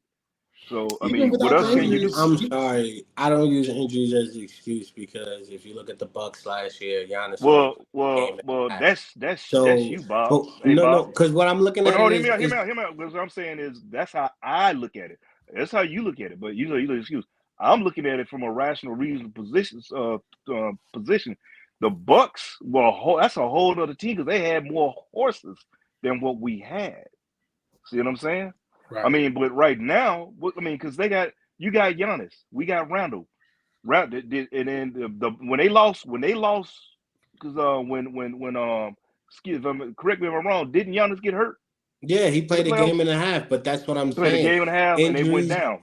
Yeah, injuries are a part of the game, and the sad part is as good as that team was, Giannis only played a game and a half due to injuries. So for me to sit here and expect this team to be anything, and Giannis is a legend already compared to what everybody's saying, top 5 all time, all of this. If he had a problem with injuries, and we got all-stars, we even got a freaking all NBA. Like, we got 2 all-stars and 1 all NBA. So it's like, for me not to expect us to be going through some type of injuries like he did or expecting it, we got to man up. And I don't think it's next man up anymore. I think it's prove it, to be honest with you, because a lot of guys, as much as I give Hart his badness about his shot attempts, he did get 18 boards. He double-digitally beat the team. He was the main reason why we were in the game. And that's him stepping up, especially in his field. So Okay, I'm trying to track what you're saying because of bringing up what they did at that time. He got hurt in the playoffs, correct? yes, Okay, well, we're talking about what's going. I'm talking about what's going on with the season and with the changes because they didn't really make any really big moves like that last season. We changed pretty much. We changed the Knicks changed their whole look, the whole dynamic of the team with that trade, with the trades they made. And I'm not going to talk about the last trade. I'm talking about the trade when we move in IQ and RJ to bring in OG Precious and little redhead Kingpin, who we wound up moving. But OG and Precious on this team made a difference than it was with RJ and IQ because of what they brought and what we needed. They fit better with the system and how Tibbs played. So now we have, and with Mitch, so now we lost 3 key players. They were already in the playoffs. That team is built around Giannis. He played a game and a half. It wasn't that much they could do the way they went out. That's on them. And really, I can, give 2 farts about what they got going on. I'm looking at what's going on with the Blue and Orange. I look at the league as a whole. But for right now, the way this team started, the season started, again, as I said, I wasn't too excited because I was like, it's not enough balance. We needed a small forward. That's something I've been screaming along with GI, and shout out to Almighty Finesse. He called the person. He kept screaming OG. We got OG.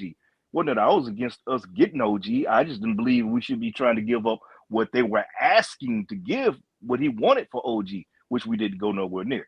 So all in all, we got what we needed position-wise to improve the team. But then now with these injuries, we're just in this position right now, and you just got to scratch, kick, bite, and fight. That's all you can do right now. It's not too much you can do. the reason why I use that example is because injuries affect team success. Regardless of timing, their success was a championship bound. Without Giannis, they folded. So with us right now, we're in season dealing with that injury. It still affects our playoff chances, and it could even affect our playoff berth. So what I'm trying to simply say is, regardless of timing of injuries, it still affects team success. When I mean prove it, I'm glad we did what we did. I'm glad we scratched it out, but these little knick-knack things, we need a little bit more because that's all we can ask. We have to ask of it because there's nobody else we can go to. We're already past the time of us getting anybody. We got to just run with what we have. And I'm sorry, for me as a New Yorker, that's what I believe in. And that's why I'm like, as a kid, we had the worst teams and people were sitting here believing that, oh yeah, the Knicks can make the playoffs. And like, I've been hearing stuff like we would win like 10 games and people would still believe in the team. Like, that's the Knicks that I'm talking about. Where are those guys now? That's what we need because So, that's what Bob, we've been. after all that, are you saying you agree with us? Sounds like you said. No, I'm not saying I agree with you guys. What I'm saying is this: it's prove it. You guys, like, let's be real. What do you mean prove it? What do you Prove it? mean? That's what I'm Like, saying. Because the way you talking a lot, and you went from doing a circle to an octagon to a hexagon to quadrilaterals. I mean, get to it. Just the point is give them the this. meat. The point is this: injuries affect team success, regardless of if it's playoffs or midseason. Like you said, the difference between them and us. We're being affected right now. With that being affected, our team, still with the rotations and everything we have, can still come out on top and be successful, is what I'm saying. So all we have to do is, as much points as I made here, I'm showing you guys we still have the fortitude to come out on top. Whether these guys come back at 80%. You mean win 3 out of the next 7 So potentially? Yes. basically, you're saying what I said by going around the block, going to the bodega. What You I went from said 3. I'm the one that's. Okay, if I did that, I apologize. I wanted to make sure I got you a coffee and a sandwich too, because I ate Mind if mine I on the say way. something? Sorry. You went from uptown down to Flatbush to come back over down to Bed-Stuy to come back. And said I agree at the end of the trip. You know what? It's the Italian. It's the Italian mozzarella Parmesan cheese that's on that way, man. I had to have 2 of those sandwiches. I had to clear my mind. May I say something? At this point, it feels the way this team has been playing to pull its Chubbs. It feels like a damn alligator bit the team's hand off and cut it down its prime. We may get it. They may get us. we got to tear one of that bastard's eyes out, though. What are we talking about, Mets? I missed. The way this team is playing, it feels like that we were at such a high that this past month an alligator popped out and bit the team's hand off. And in retribution, we gotta rip one of its eyes out. Or we could just let everybody come back healthy. Yeah. I mean, I'm not with that, but you know, yeah, we stubbed our toe. That's all we did right now. You know what I'm saying? We just gotta get off. We gotta get off these crutches, and we'll be all right. You know, once we get off these crutches. To be honest with you, when these guys come back and we still missing games, like you guys are gonna look back at these games. At least I know 5 games with the Orlando, Houston, Indiana. Like those game stretches, like 5 of those games. We're gonna look back and say what we regret not benching DiVincenzo. You think we're gonna regret not benching DiVincenzo for Burks? That's not what I'm saying. What I'm simply saying is, only done that, you think that's no? I'm not saying that. What I'm saying is this. So what changes would you? I'm saying that. I'm absolutely saying that. I'm saying that 1 or 2 games up and down in the standings can determine whether you get an easy first round matchup or not. That's what I was trying which is understandable. That's what I was trying to say. I think we all agree that games can do that, but I don't know if we agree that making the changes that you want to are going to be the positive that way. I think there's a chance that if you bench our second leading scorer right now, DiVincenzo, and you have Burks in that, as a starter, I think that could go the opposite direction. And we could that happened in Orlando. And the way he's looked, you would almost say that it's more likely that it would go the opposite direction as opposed to being a positive thing because of how he's played. But I'm just saying that's, I don't think anyone's really so opposed to maybe playing Burks a little bit more, but he's not performing with the minutes he has. I don't see the coach promoting him after that. There's nobody else. That's the point. We have to. I'm not expecting you guys to. Deuce stepped up. He got 14 points. You right? But then that's just one game. Now, what about the reason why I proposed the change is because of scheme fit and not personnel fit. Okay. So if it's just a Deuce thing, that's a personnel change. I'm offering a scheme change. So our 2 points are separate, right? So you mean scheme like what's the positive? So what would be a positive or negative?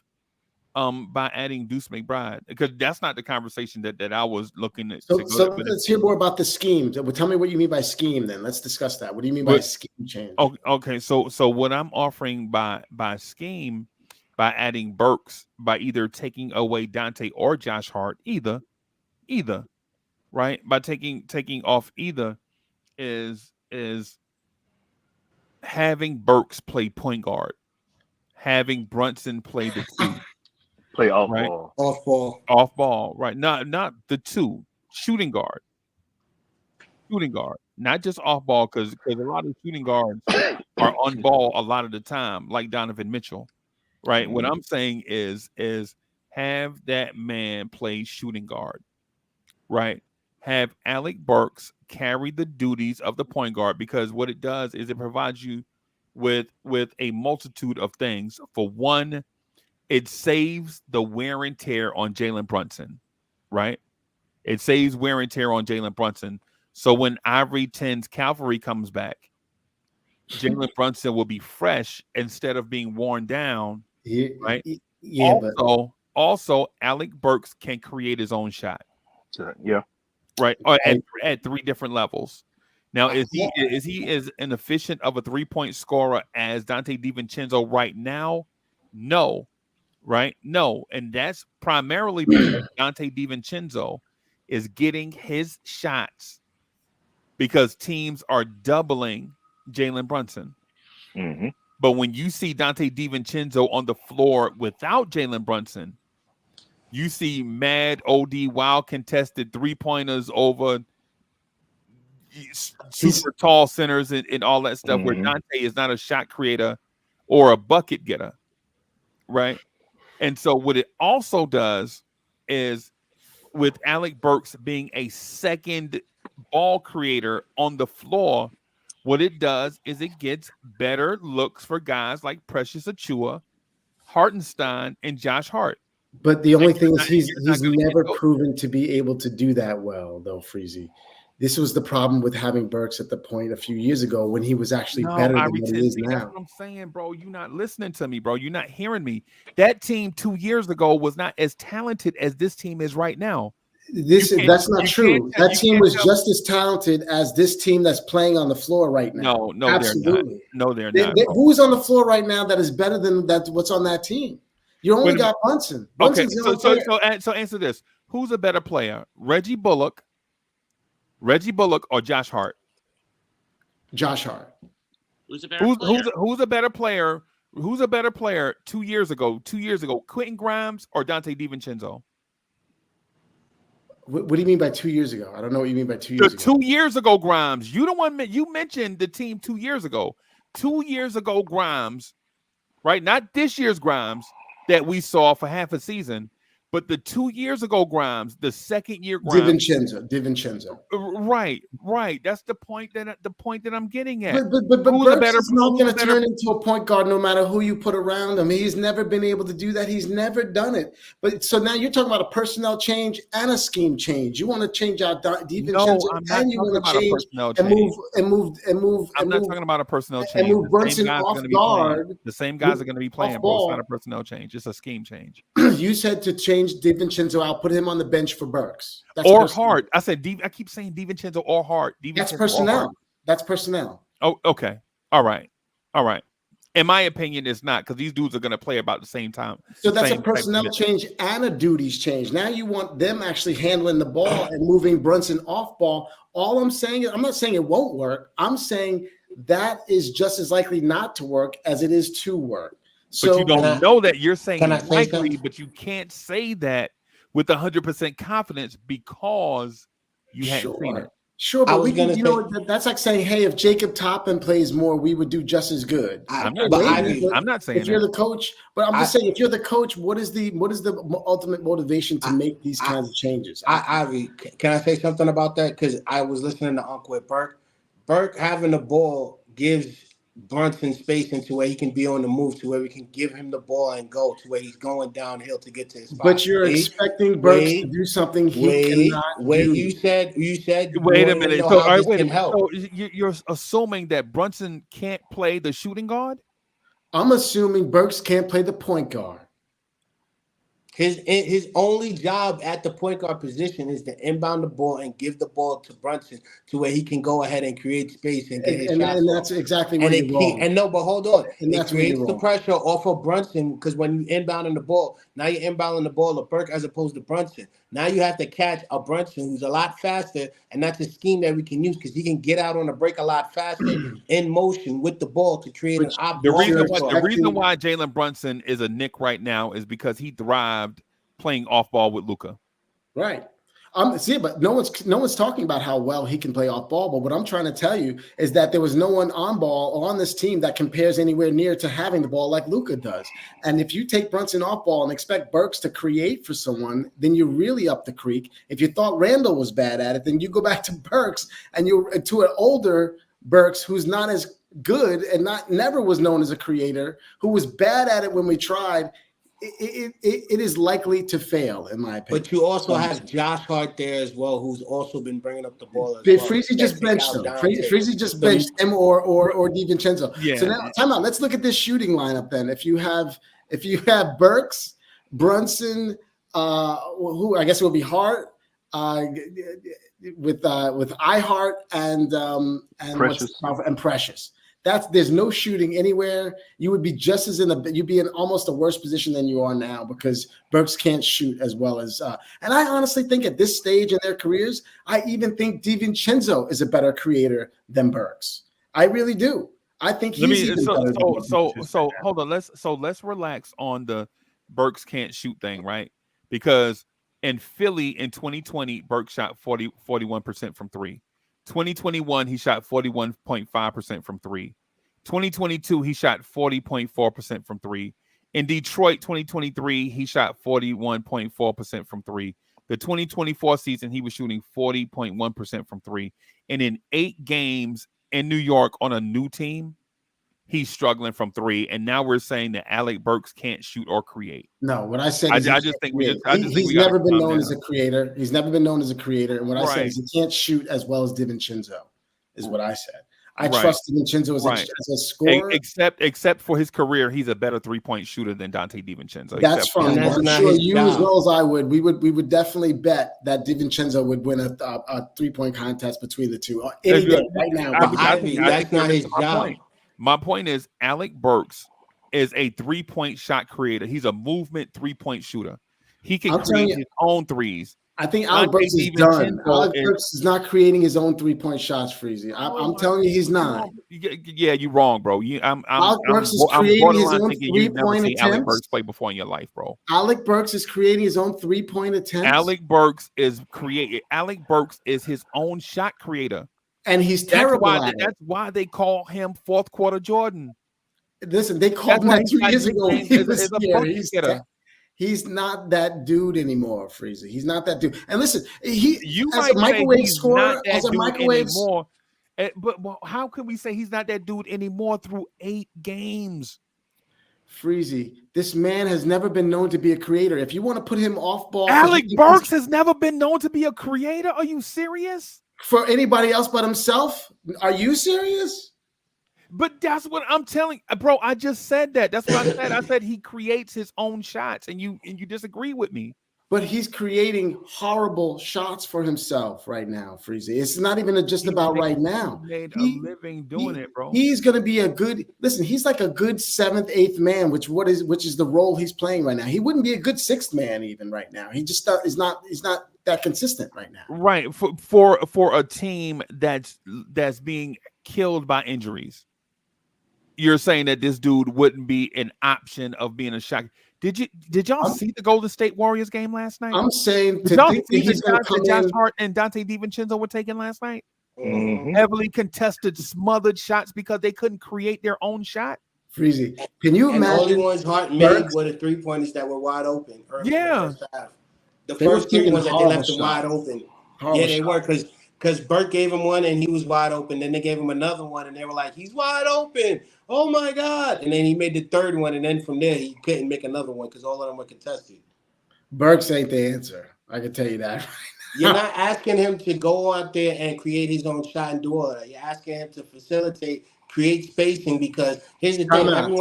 It's Freezy, won't you admit that is exactly the opposite of what you just said? I'm saying what I see from his example, because you said that you don't see it. I'm giving you another side for it. Where so you're saying he's not going to go out and get his. You're saying he's going to go out and create for everybody else and be a good ball handler, distributor. No. He's creating for Brunson. His object is to get in space. His object is to get the ball, create space to where when Brunson can get in motion, get the ball, go downhill. And while he's going downhill, we see our offense sets up a lot faster when Brunson gets to his spots. That's what we need. We need him to be an off-ball, downhill, quick creator because he's not spending energy playing one-on-one, dribbling, trying to get past the man he's going in front of. He's catching the ball on the move, going downhill, getting to his spot. Boom. Less energy, and it's a more efficient shot. That's what I see Brunson. What Burke can be used to help Brunson. I'm just showing you another side. I'm not saying he got. Yeah, what I'm saying is you have to have 2 creators on the floor if you put all those non-shooters on the floor. This is simple as that. When you have Hartenstein, Hart, and Precious on the floor, you can't have 4 guys that can't create offense on the floor, or you're going to get a Detroit Pistons type outcome. So okay, I was confused. When you said creator, I was thinking like a creator, like someone who can create for other people. You're saying dogs who can go get it themselves, basically. You need in the creation. Basically, what I'm saying in the creation space is you don't know what they're going to create because you have to take what the defense gives you. That's why I keep saying creation and not go get buckets, right?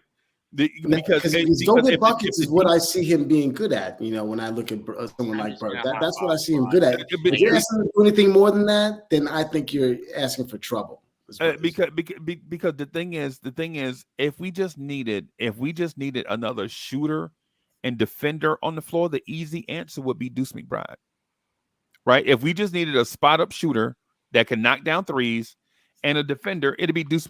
It'd be Deuce McBride. Hell, it'd be Dante DiVincenzo. Right? But the thing is when teams blitz your pick and roll and take Brunson out of the play, what other player on the floor is going to create? Are we legit going to sit here and assume that we like what Precious Achiuwa, Josh Hart, and Dante do in the creation space? Nope. We're going to sit here and say, I brought it up. I think we missed an opportunity at the All-Star break or at the trade deadline. We missed an opportunity to add that dude. That's the dude we thought we were going to get. We all talked about having another dude off ball that would give Brunson a break, that can handle the ball, run the offense, blah, blah, blah. We still didn't get that guy. I understand. I'm with you. I'm with you, regardless of who you thought the player was going to be, whether you think it's DeMar DeRozan, DeJounte Murray, Anthony Simon, whoever. I'm with you on that point. But what I'm saying is tomorrow or Sunday when we play Cleveland, right? We have to have another creator on the floor with Jalen Brunson, because on a Friday afternoon, we know Cleveland is going to blitz our pick and roll and take the ball out of Brunson's hand, right? We know this already. Man, we already know this, man. 48 hours before the game, we already know this, right? But the thing is what happens when Brunson gives up the ball? Yeah, that's why I'd like, if anything, you know, and it's too bad you got to do. I'd like taking Hart out of that lineup, if anything, because then you add another creator. But Hart's been a creator in that lineup. DiVincenzo, I think you need his shooting just to spread the floor and give Brunson a little space to drive to the hole. You can't pull off of him. You can't pull off of him. So that's the tough spot. The team has all these little dudes and none of these big guy options. We don't have enough big guy options. Right. But there's no reason why you couldn't play Burks with Brunson and DiVincenzo if you wanted to. There's no reason why you couldn't do that. The thing is this. That Precious Achiuwa is not an offensive player, right? Hartenstein is not a stretch big. Josh Hart is a slasher, not a scorer, right? And if you put another slasher, spot up 3-point shooter on the floor with them, what happens when Dante doesn't get the 3-point opportunities? He'll force them. He's going to take them anyway. That's what he did last night. Yeah. When the opportunities were not there, he took them anyway. Right? And that's why we were calling him a gunner, a chucker, or whatever. Because those shots were heavily contested, smothered. And since he couldn't create off the dribble to create for himself or others, he took those shots anyway. Right? You give that opportunity to Alec Burks, he can create other opportunities. Like Alec Burks is a mid-range assassin guy. He'll go to the rim. Now, he won't finish at a good clip, but he will draw fouls. Right? And he also shoots 40% from three. You know what, Freezy? The Alec Burks I remember a few years ago might have been able to fit in this position, especially if you had him off ball of another really good player who was getting a lot of attention. It worries me now what he is. I think these few years he's not playing this role that we're talking about at all. He hasn't been playing this role really at all. He's been an off the bench kind of scorer, 6-man type of guy. Scorer. I know you're saying we need a killer in there, but I don't think he's the killer. I don't think he's the guy. And let me just tell you why I think that. So because he has a coach that loves him right now in Tibbs. Tibbs loves him. Right. And Tibbs would play him if he thought he could get something out of him. And Tibbs has even played him 11 minutes last game. That tells me something. Tibbs is not seeing something that he was hoping he would see in Burks. So I would worry about promoting Burks at this point, because I think there's a reason why Coach is doing what he's doing. And from what we've seen, he's got every reason to do that. Right. Okay. What I'm saying to you is understandable. I just think it's premature, man, after 8 games to say that Alec Burks is washed. Yeah, you wouldn't hear me say that. What I said was I like him in the role that we got him to play in. I just don't think he's the dude that's stepping into the starting lineup that's going to make things easier for everybody. I don't think he's. I even think DiVincenzo's capable of doing that better than he is at this point. And even though Burks was, back in the day, that's kind of what he did, But I think things have changed for him quickly. Sometimes these things happen real quick. Guys get old quick. And I'm not saying he did, but I'm saying he's not the guy that can step into that starting lineup like he used to. Right. At least he hasn't shown that, I should say. But Ivory 10, you can believe in the changes of the head coach and the front office, but you can't believe in the changes of what they see in a player. I mean, he had 8 bad games. I don't like Burke, but I see we have to use him, and they had to see something because every player they've added looks really good. I see exactly what the coach sees, which is why he only played 11 minutes last game. I saw this. I think I saw this too. Yeah. What was the issue last night? We didn't play Burks enough. It's easy for him to say that because Burks actually had a decent game all of a sudden. Right. No, we needed more cowbell. Right. Yeah. Yeah. I'm in that spot, man, where these next 7 games without OG and Randall, I don't want to sit back and just get beat up. Yep. Yeah. I don't want to just take a beating from the NBA. I'd just rather go down swinging. Yep. And I know that's a hard stance to take, right? But it's just how I feel. After you put so much work in, I think it kind of is deflating to just go down without a fight after at some point during the season you look like you could be a championship contender. And maybe it's a waste of resources. Maybe we should just ride it out. I don't know what the best move is. I'm not saying the way I think about it is best. I'm just saying that this is my stance on it. You guys are smart too. Y'all, man, listen. I listen to and I value what y'all say too. I don't think anyone would hold it against Tibbs for trying something different. No one is saying we shouldn't try anything different. I'm just saying my expectations won't change no matter what we try right now until we get healthy. My expectations are not going to change until we get our guys on the court. Right. I think every game is going to be a scrap until we get talented, until we get more talent. That's what it comes down to. Okay. But that's all I got, everybody. I'm gonna get out of here, boss, because it's 5 o'clock. It's 5 o'clock somewhere. I'm gonna get out of here. Thank y'all for good points, guys. Thank you. Go New York, go New York, go. All right, everybody. Thank y'all for watching. We out of here. Peace, everybody.